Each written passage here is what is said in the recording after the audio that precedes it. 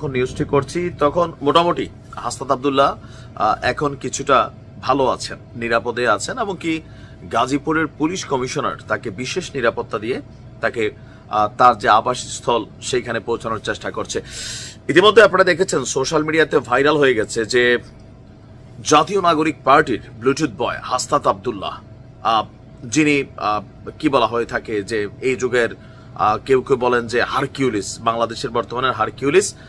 তো তাকে আজকে সন্ধ্যা 6টার দিকে তার গাড়িতে একটা হামলা হয়েছে, আর এই হামলায় গাড়ির কাঁচ ভেঙে গেছে। হাসনাত আব্দুল্লাহর কপাল ভালো, যদি গাড়িটা আসলে দৌড়ে আর না যাইতো বা ওইখান থেকে কোনো রকমে তারা বের করতে পারতো, এতক্ষণে হয়তো আমরা ইন্না লিল্লাহ পড়ার মতনই সিচুয়েশন তৈরি হয়ে যেত। তবে তার ভাগ্য ভালো যে তিনি এ যাত্রায় নিরাপদে কি বলা হয় যে আমাদের মাঝে ফিরে এসেছেন। গাজীপুরে আপনার তার গাড়িতে হামলা চালিয়েছে দুর্বৃত্তরা। এখন কারা এই দুর্বৃত্ত? এটা কি আওয়ামী লীগ পন্থী দুর্বৃত্ত, নাকি বিএনপি পন্থী, নাকি জাতীয় পার্টিপন্থী?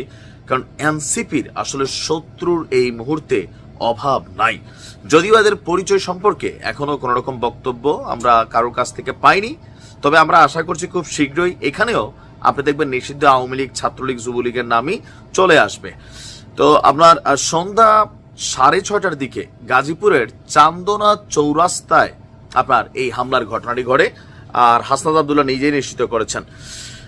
আর আমরা যদি দেখি এই মুহূর্তে এ নিয়ে সর্বশেষ আপডেট হচ্ছে এই হামলায় তার হাতে তিনি আঘাতপ্রাপ্ত হয়েছেন, কয়েক জায়গায় ছোট ছোট মানে রক্ত আমরা দেখলাম, সম্ভবত গ্লাস ভেঙে কাঁচ তার হাতে টাচ করেছে। তার বহনকারী যে গাড়িটি সেটিতেও ব্যাপক ভাঙচুর চালানো হয়েছে। আমাদের গাজীপুর নগরের বাসন থানার ভারপ্রাপ্ত কর্মকর্তা ওসি সাহেব বলছেন যে এই মুহূর্তে আসলে টোটাল বিস্তারিত বলার সুযোগ নেই, কথা বলে বিস্তারিত জানার চেষ্টা করছে।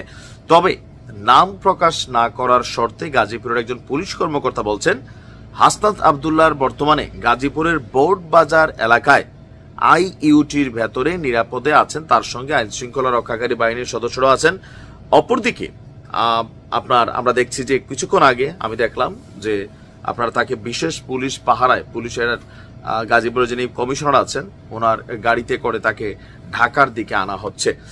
এই ঘটনায় ইতিমধ্যে আমাদের সার্জিস তিনি আবার পোস্ট করেছেন যে যারা লোকাল পিপল আছেন, হাসনাতের গাড়িতে হামলা হয়েছে, গাড়ির কাঁচ ভেঙে গেছে, হাত রক্তাক্ত হয়েছে, আশেপাশে যারা আছেন হাসনাতকে প্রটেক্ট করুন। কি দিন চলে আসলো ভাবা যায়।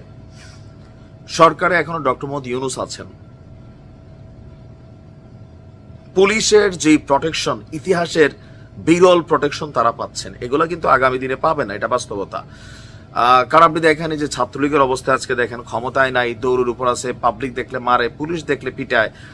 তো বাংলাদেশের রাজনীতির সিস্টেমটা সেরকম, যখন আপনি ক্ষমতায় থাকবেন, এই হাসনাত আব্দুল্লাহ আজকের দিনে যা পাচ্ছে, 3 দিন আগে সাদ্দাম তা পাইছে, আবার ভবিষ্যতে এখন সাদ্দাম দৌড়ের উপর আছে, হয়তো আবার কোনো সময় আমরা দেখবো সমন্বয়করাও দৌড়ের উপর আছে, কারণ এটা বাংলাদেশ। তবে এখানে সবচেয়ে গুরুত্বপূর্ণ যে জিনিসটা হচ্ছে, যে কোনো একটা দুর্ঘটনা ঘটে গেলে এটার দায়ভার আওয়ামী লীগের উপর দেওয়া যাবে। হাসনাতের এই মাইরের পরে, মানে তার হামলার পরে আবার হয়তো আওয়ামী লীগের বিরুদ্ধে একটা আওয়াজ উঠবে। গতকালকেই তারা ঘোষণা দিয়েছিল আওয়ামী লীগকে নিষিদ্ধ করার, যুবলীগ সহ বাকি যারা আছেন। এখন দেখা যাক এটা কি হয়।